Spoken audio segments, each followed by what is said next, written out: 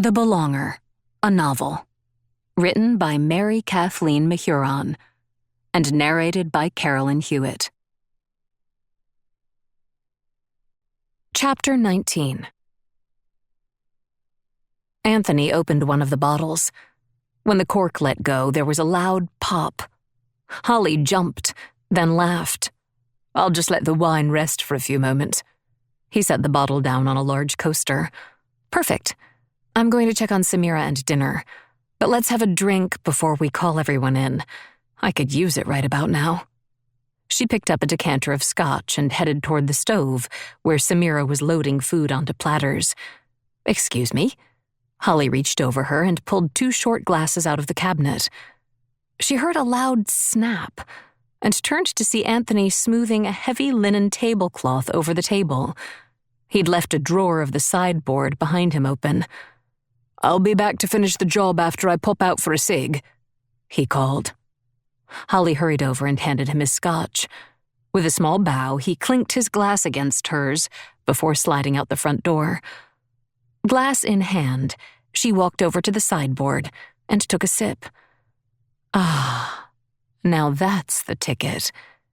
She closed the drawer, which was filled with linens, and explored the contents of the other 5. 2 dark wood rows of 3.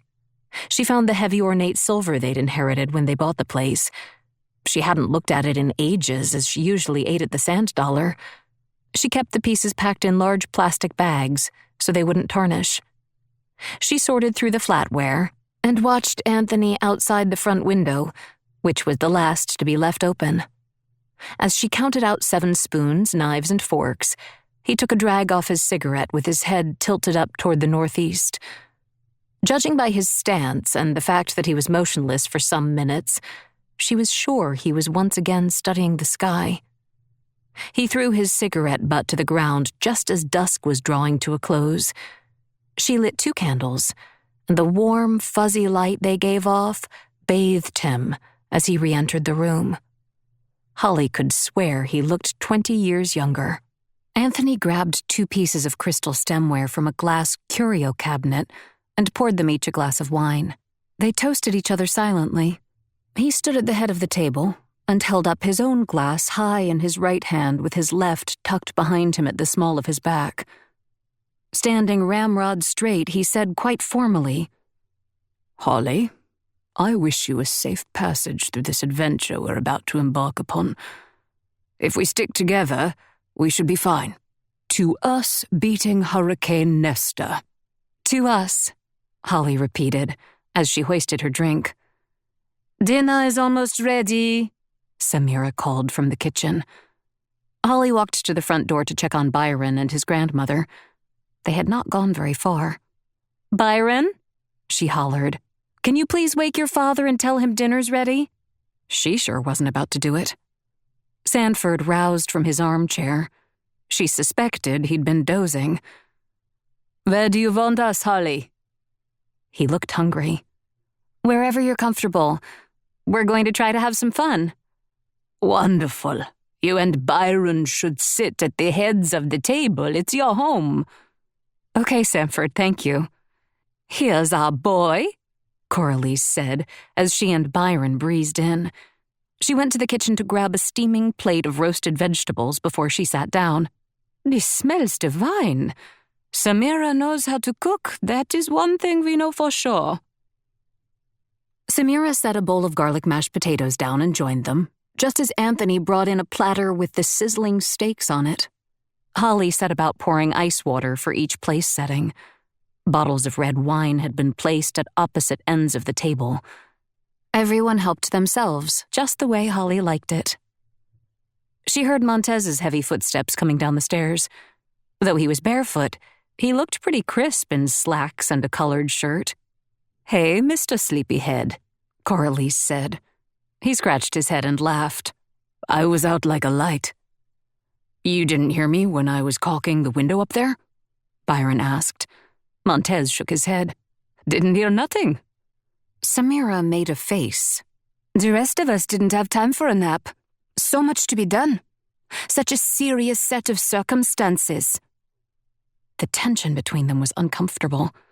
Holly changed the subject. You know, no one is sure when this dining table was brought to Roseate House. It's just assumed that it was either carried on the original ship that brought the family, the Revenge, or made from the oak of the boat's exterior planking once they arrived. When opened to its full length, the table can seat 12. Tonight I only put in 2 of the leaves. Our little dinner is a modest gathering compared to others that have happened here for hundreds of years. History is so cool, isn't it? Are you giving us a history lecture, Mom? Byron shook his head. If you start explaining where all the old stuff in this house came from, we'll be here all night. He lifted his glass. Drink well, everyone. God knows where we'll end up tomorrow. The 7 of them toasted and clinked their glasses. Holly took in the expressions on Anthony and Sanford's faces. Both were staring at their plates silently. She bet they were worried to the point they weren't tasting a thing, though they both muttered, "Delicious, thank you." "Holly, why don't you tell us how you met Montez?" Samira asked during the lull in conversation. "And how you came to have Byron?" Talk about a loaded question. The story's much different from my viewpoint than Montez's, I'm sure. Not to mention how his parents felt about an unexpected pregnancy and me being an unmarried mother.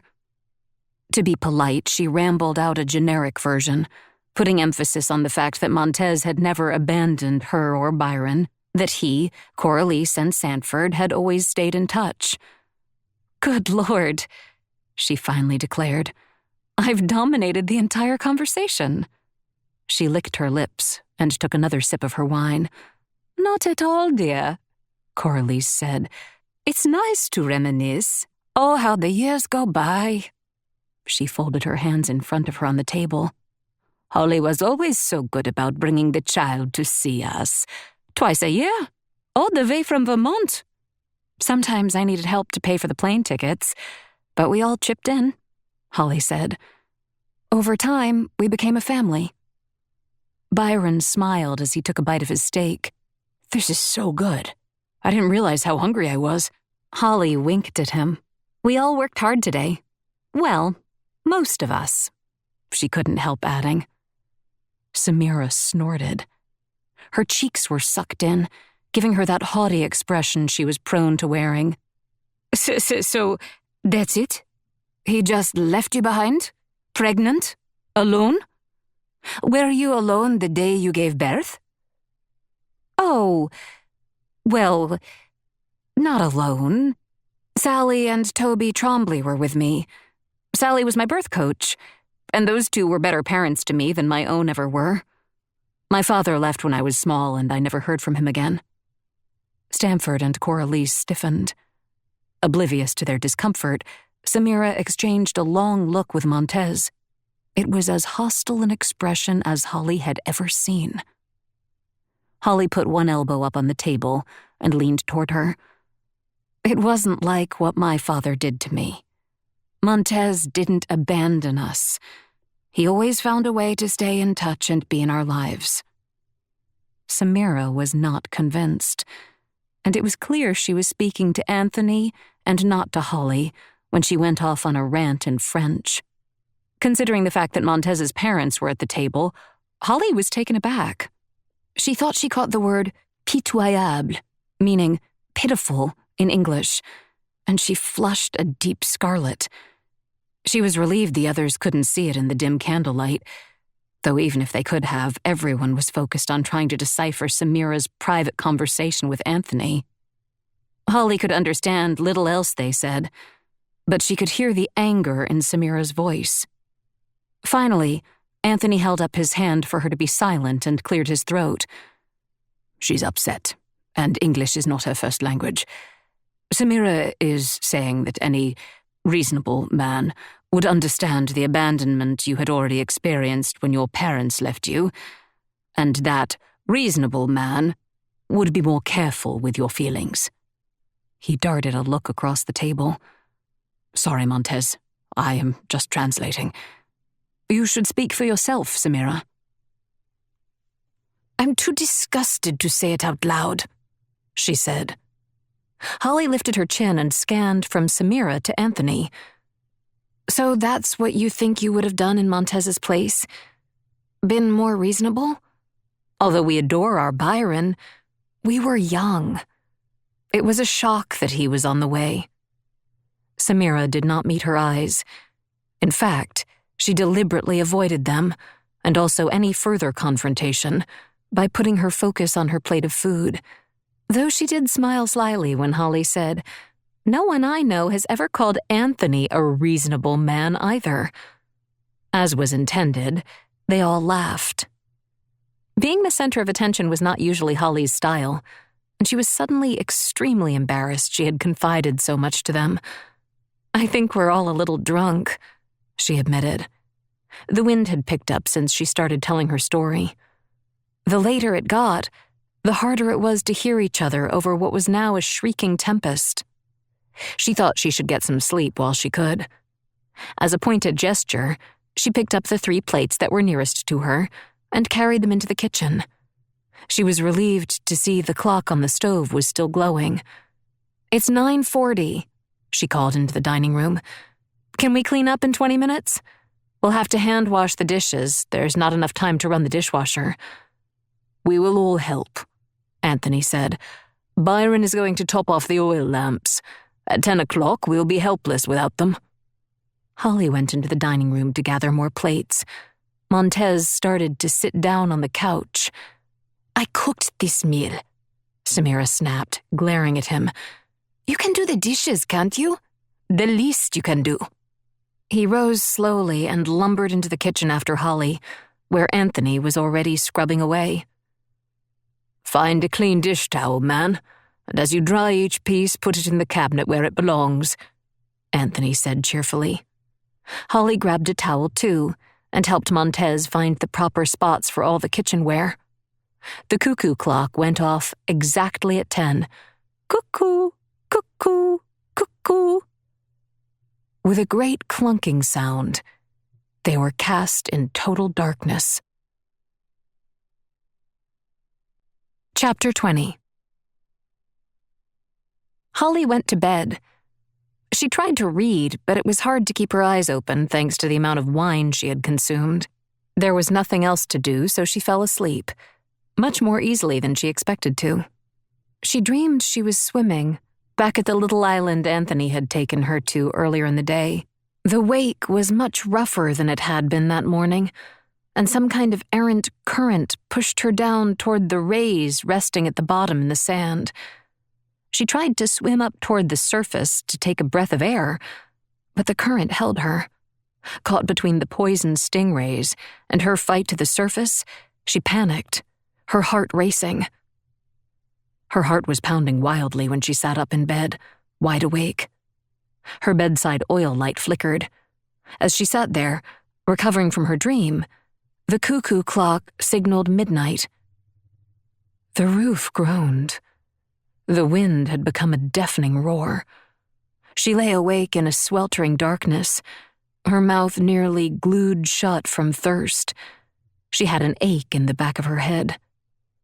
A large piece of some kind of debris slammed against the house, shaking the walls. Holly nearly jumped out of her skin. How big would something have to be to make solid stone tremble? She tossed and turned and sweated. Her bedroom was a 1-story addition put onto the back of the main house. It had a metal roof. The pounding rain boomed. A great ripping sound in the rafters made her sure the roof would go flying off at any minute, right into the eye of the storm. She trembled uncontrollably. Can my heart explode from fear? I've heard that happens to rabbits and mice all the time. If the storm hits hard enough, could my heart just give out? She dove under her covers, trying to hide. What was there to do but inhale and exhale slowly to calm the dread that consumed more and more of her as the minutes ticked by? "Damn it!" she called out from under the blankets. As often happened to her in the middle of the night, she realized she had to pee. There was no position she could twist into to give herself relief from the urge. It simply couldn't be denied. Earlier in the evening, Byron had been thoughtful enough to empty the dryer. She found her favorite cotton nightie and its matching robe folded on her bed. There were times she thought her son didn't notice a thing about her. This simple act made it obvious that wasn't true. She wished she had him in her spare bedroom instead of Anthony, that they could ride this out together. But he had his own private wing, and she didn't think he would have given that up. The peignoir set fell just above her knees, and she thanked God the crinkled white material could breathe in this oppressive heat. She was also grateful Byron had supplied her with, quite literally, a hurricane lamp. She had been too afraid to blow it out before falling asleep, and it still glowed faintly now on the dresser across the room. She looked in the bureau mirror.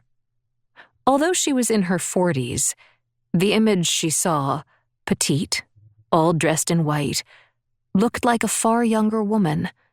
She was fit and thin, and though she'd often thought she was much too old to consider love again, she suddenly realized she had been wrong.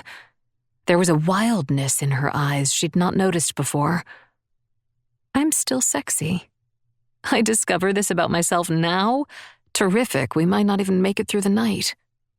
She tiptoed down the hallway, oil lamp in hand, past the ancient, dark wooden doors of the other bedroom. Why am I being so careful? Who could hear me above this din? Anthony had provided several large buckets full of water to fill up the toilet's tank, as the water pump was cut off when the power went out. He'd been very definitive when he said, "Only flush if you poo. I'm not sure if we'll be able to make it down to the cistern tomorrow." He'd also put a case of bottled water on one of the shelves in the bathroom. She opened one and dug around in the medicine cabinet for an aspirin to go with it. After relieving herself, she left everything as it was and tiptoed back out into the hall. Tiptoeing was a habit she couldn't seem to break tonight. The ripping sound in the rafters began again. Pops as loud as gunshots punctuated the wind's steady howl. Each time they blasted, she stopped and put a hand against the plaster wall to steady herself.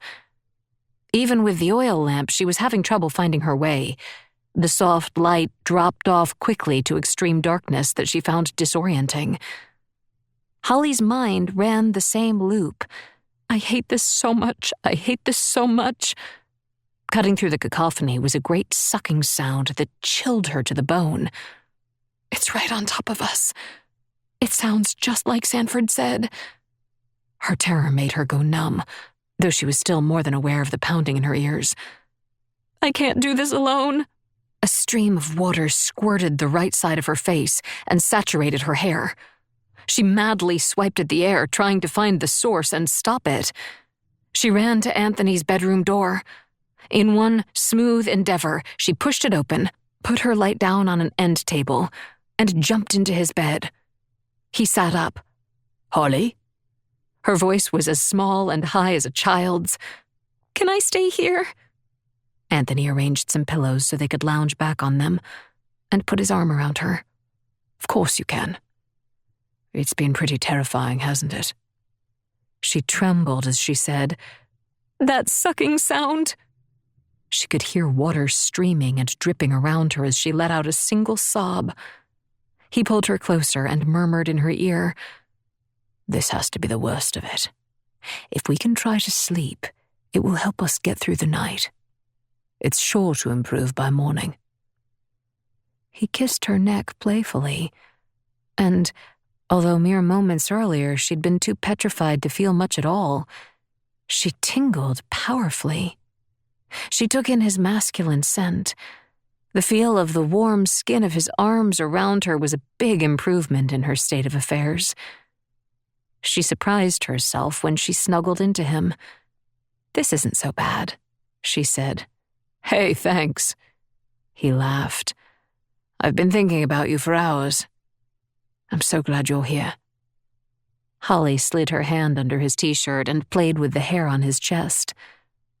"I could use a distraction." "Oh?" She gasped when he ran his lips from above her shoulder blade to her earlobe, and then nibbled on it. She was thrilled in a way she hadn't felt in many years. It seemed his lips had made all the blood in her body rush to her lower half, creating a powerful, pulsating need. When he turned her toward him, she didn't think to resist. "I would like to properly kiss you, Holly. What say you to that?" A low moan of approval was her only response. The sound of it shocked her, but she didn't regret his reaction to it for a second. He moved his face toward hers, and the instant their lips met, she was lost in another world. A world where the weather was perfect, where, in fact, everything was perfect. The sound of the whipping winds disappeared into the background, and Holly was in no hurry to get back to it. Anthony wore a t-shirt that had been washed so many times it was exceptionally soft to the touch. Just below the collar band was a small hole from years of wear. Holly stretched the fabric a bit and managed to fit both of her index fingers inside it. "What are you doing?" he asked. She tore the shirt wide open, and he whooped. Smiling, she gently bit him near his collarbone and then down his chest. The top of Holly's nightgown had a series of tiny buttons.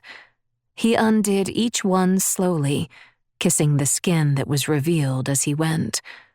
He paused after the fourth button, and they took a moment to appreciate the vision of each other in the glowing light.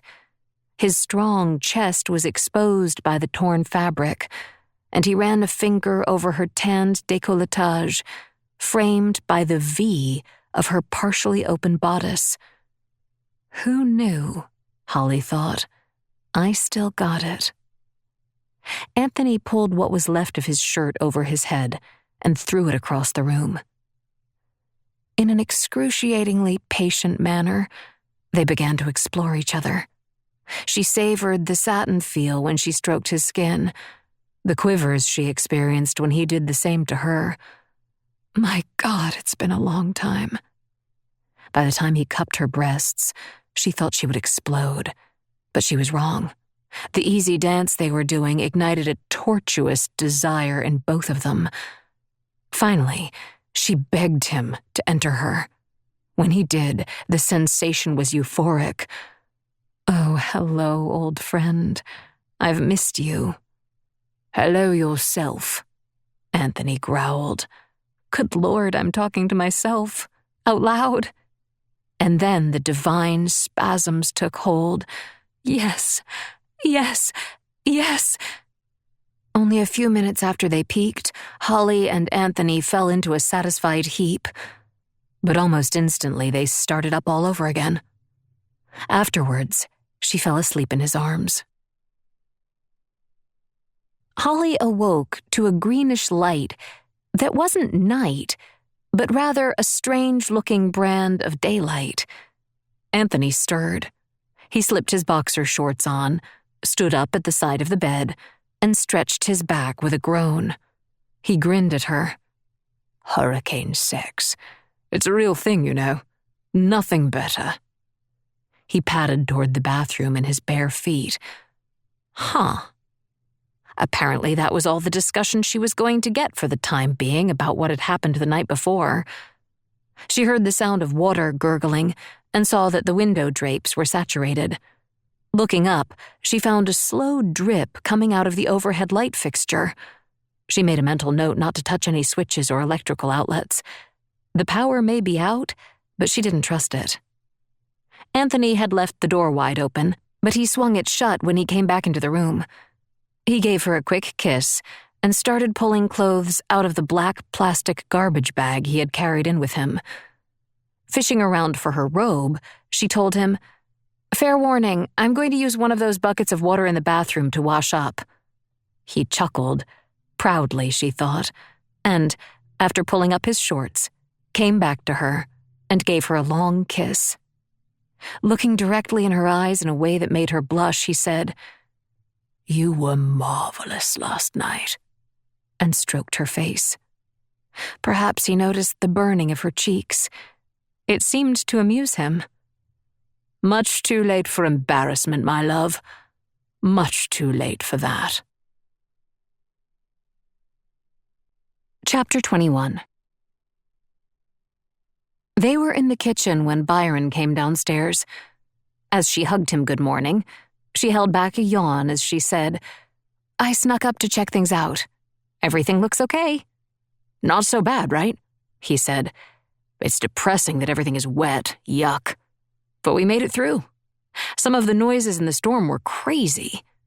But we're all safe and sound." It was his turn to stifle a yawn, and Anthony did the same. They were all exhausted from the ferocious evening, but the general mood seemed jovial now that the worst of the storm had passed. Inconvenient as the lack of electricity was, they were prepared to live without it for a while. They were innovative people. Anthony peeked out the back door and shouted, "Blast!" "What is it?" Holly asked. "After our celebration dinner last night, after we cleaned up, the grill was still hot, and I foolishly decided not to go through the hassle of bringing it inside. I chained it to the porch railing with a padlock, thought that would be enough. Now it's nowhere to be found." They all stared at the package of frozen hamburgers on the counter that they'd just taken out of the freezer. Though there hadn't been time yet for strenuous activity, the three of them were already perspiring. No fan or air conditioner had run since the previous night at 10, and every window and door was shut tight. To say the air in the house was oppressive was a gross understatement. Rather than light the burner on the stove, which would undoubtedly add more heat, Holly said, "The wind has calmed down enough. We might actually be able to get this old charcoal grill started on the back porch." She gestured toward the Weber on the ground in the corner of the kitchen. Anthony nodded. "The grill will have a bit of shelter in the back corner. I think we can get it going." Byron picked the grill up with both arms. That small exertion caused a big drop of perspiration to start streaming down his forehead toward his eye. He pushed his bottom lip out as he blew up at it. Holly grabbed a dish towel and wiped it away. She was sweltering, with no hope of a shower in sight. But the more important concern was how to feed a house full of people today. "Let's give it a go." Anthony held the door while Byron carried the Weber out. Byron was barely through when a gust of wind coursed in and ripped the door out of Anthony's grasp, slamming it shut behind him. The force of it was so intense that, by rights, it should have broken the door into splinters and shattered the glass pane, but somehow everything held together. Eyes wide, Anthony pulled the door back open and ushered Holly through. The trio huddled around the grill in a tight circle, trying to create a windbreak. "The gusting. It's knocking me from side to side. If we get this fire going, I might fall right into it." But she was still heartened about the state of the storm. It wasn't raining nearly as much as it had during the night. Anthony reached for the charcoal, spread it out on top of some crumpled paper, and then doused it with a good squirt of lighter fluid. "I hate using this stuff," he said, "but the fire will never stop without it." It took many attempts to strike a match that didn't blow out right away. Getting the flame to the balls of paper was a whole other challenge. When they finally succeeded, a flare bellowed forth with a great whoosh, startling Holly into jumping back. Anthony picked up the domed top of the grill to further shelter the fire as it took hold. Abruptly, and seemingly out of the blue, the rain picked up and began to pelt them with enormous drops. "Go back inside, Mom," Byron shouted. "I'll come to get you when the coals are hot enough to cook on." He scanned the sky. "On second thought, I'll cook the burgers myself. No need for us all to get wet." She appreciated his protectiveness, but ignored his request just the same. Instead, she held up an index finger. "I've got an idea." Before anyone could argue with her, she jumped down off the porch. It's easier to ask forgiveness than it is to ask permission, she thought, a little smile plastered on her face. She had spotted a piece of corrugated metal roofing that had blown into the yard. Though Anthony called to her and warned her not to, she ran out and picked it up, and quickly realized her mistake. With the wind pushing against the piece's broad surface, she was blown in one direction and then another. She screamed when a gust lifted her several inches off the ground. Then gravity prevailed, and she fell in a heap. "Jesus Christ!" she shouted. Anthony was already running her way. "Are you hurt?" he asked, brow furrowed, as he helped her up. He stood on the metal to keep it from blowing away. She ran her hands down the length of her legs. "No, I think I'm fine." They both shielded their eyes from the hammering of the rain. Anthony picked up one side of the roofing. "Can you take the other side?" he asked with a smile, though he winced when a raindrop hit him in one eye. Together they pushed until the section was bent in a V shape. Then they carried it point first, slicing through the wind, until they reached the grill where, to encourage the struggling fire, they stretched it out a bit and wrapped it around as a shield. The piece was almost as wide as Holly's arm span and acted like a sail.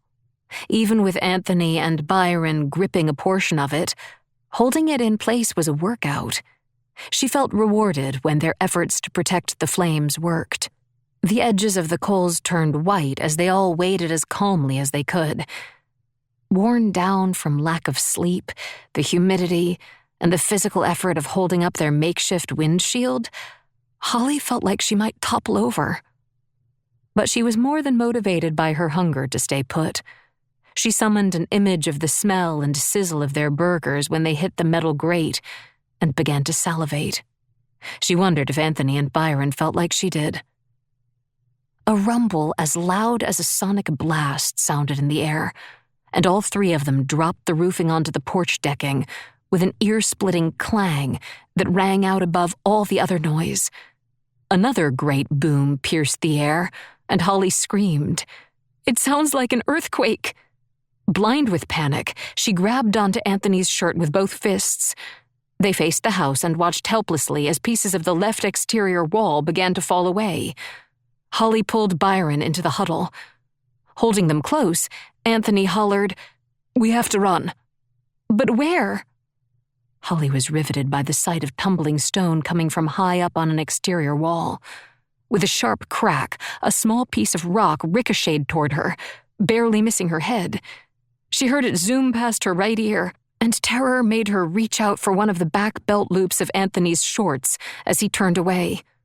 His momentum was what unfroze her and pulled her back toward the mansion with him. Byron was right behind. Holly shouted over the roar, "We've got to get deep inside the house." Getting the exterior door open was a struggle. It took all of them to do it. As scared as Holly was, she marveled at how well the three of them worked together.